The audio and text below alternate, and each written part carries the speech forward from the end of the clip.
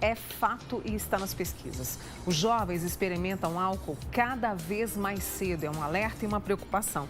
E para falar sobre esse assunto está comigo a psicóloga e também doutora em dependência química, Maria Luísa Segato. Maria Luísa, bom dia. Obrigada por ter vindo, viu? Eu que agradeço.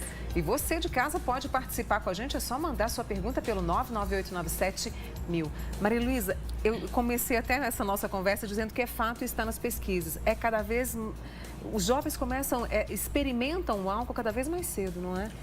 Sim, existem muitos estudos pela Unifesp há muitos anos, né, de estudos com uso precoce de álcool em adolescentes, já a partir mesmo dos 10, 11 anos. Como também existem outras pesquisas que apontam que um grupo de pessoas começam a usar álcool a partir de 8 anos. Nossa, meu Deus. Também nós podemos observar aqueles pais que brincam com seus filhos e falam, vão colocar a chupeta, meu filho é macho, e começa a fazer essa degustação do álcool com crianças menores, né, até bebês. Então, o álcool está presente na vida das nossas famílias, do nosso lazer, da vida social do brasileiro, cada vez mais crescente. Por exemplo, mais de 60% dos acidentes de trânsito no Brasil são devido ao uso abusivo de álcool pelo motorista. E aí, no caso, a gente pensou, e o papel dos pais nisso? Você falou, a gente recebe postzinhos no WhatsApp, no Facebook, né, nas redes sociais, você vê esse tipo de situação de crianças, aquela brincadeirinha inocente, que não é inocente coisa nenhuma. O papel dos pais nesse tipo de comportamento de jovem, isso influencia? Sim, né, Mônica? Você não foi influenciado pelos nossos pais. Por quê? Não é? A partir do nosso nascimento, quem são os nossos primeiros professores? A quem nos vem todos os valores, crenças que constituem a parte da nossa identidade, são os pais ou os responsáveis. Então, nós temos que pensar que a presença do pai, não só o pai bebendo, porque às vezes nós pensamos, porque eu estou vendo o pai beber, é que eu estou aprendendo a usar o álcool? Sim, também. Mas a pergunta é, como que essa família está reagindo ao uso de vitórias e fracassos, não é? Palmeiras ontem perdeu, eu bebo porque o Palmeiras perdeu. Mas eu bebo também porque o Corinthians ganhou. Então, nós estamos sempre ligando o álcool há uma relação com o meu humor, seja da tristeza ou da alegria. A presença do álcool, então, para lidar com frustrações, com vitórias na família, o jeito que as crianças vão observando. Desculpem as famílias, mas hoje é aniversário de 1 ano de idade, o foco é álcool, não é bexiga, ursinho, porquinho, não é? Então, nós vamos cultuando, trazendo o álcool para dentro das nossas casas como um objeto que está sendo cultuado para se lidar com a alegria e com a tristeza. E por falar nisso, o jovem hoje, esse mundo nosso que é um caos, né? Assim, na minha avaliação, eu acho que às vezes ele é um caos, mas o jovem hoje ele está muito... vulnerável a esse tipo de sentimento, frustração, não me aceitam, não me incluem, não sei o que fazer e por isso vai pelo caminho do álcool? Esse é outro aspecto, então, das pesquisas sobre o uso de álcool em adolescentes e jovens, né? Tem a questão de base familiar, mas também tem a questão social, não é? Eu ser aceito ou não pelo grupo de amigos. Nós temos a cultura, né, do álcool, principalmente na universidade. Sim. Né? Atendemos vários jovens, né, na clínica dizendo isso, né? O quanto é difícil não beber dentro da universidade, o tanto que eu vou ser excluído pelos amigos. Então, hoje, além dos pais, além da questão social, além de que o álcool trabalha um fator também de timidez, traz mais euforia, me deixa mais corajoso para chegar na menina, para falar alguma coisa, ele também... nós temos também um terceiro fator, que você falou aí do mundo, né? Que é a globalização, que chega intensamente aí através da internet. E aí entra-se os modismos, entra a informação precoce. E eu ontem estava observando uma criancinha de 5 anos e ela estava de salto de batom e dizendo que já tinha um namorado para casar, né? E eu pensei assim... Eu sei que está fazendo parte do crescimento dela, mas eu sei que está muito precoce também. Então, coisas acontecem de forma muito precoce até os 12 anos. E dos 12 aos 20 anos, o que nossos filhos vão fazer? Então, parece que fica meio perdido, não fica?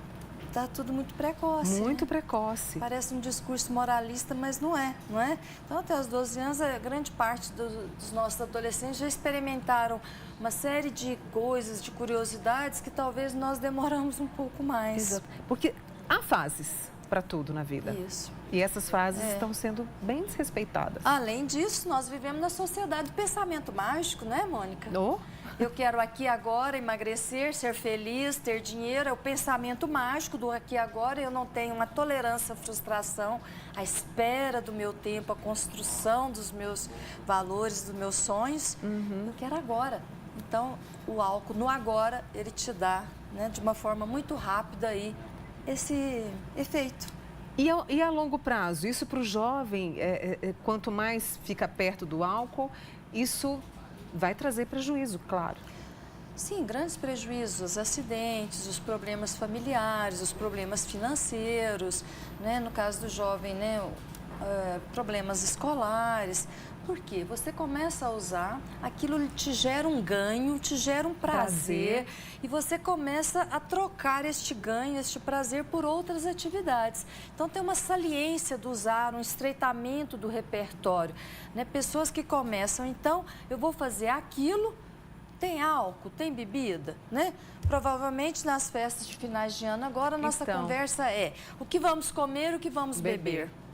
É preciso mudar o tom dessa Então, nós conversa. estamos tendo um estreitamento de repertório e o nosso foco tem sido tanto os alimentos quanto as bebidas alcoólicas e outras substâncias psicoativas que podem trazer uma alegria mais rápida, entre aspas, né? Que você disse há pouco, né? Como lidar com esse mundo diferente, acelerado e que nos traz tanta insegurança. Como lidar? Qual é a fonte de abastecimento que eu busco para lidar com isso?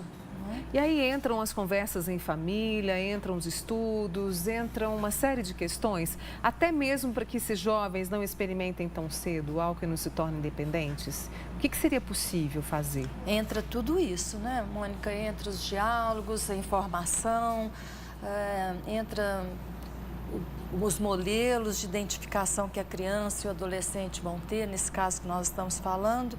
Né? Mas entra também aquilo assim, né? O olhar, eu estou olhando, eu estou vendo o quê? Porque a criança, ela vai copiar o adulto, não é?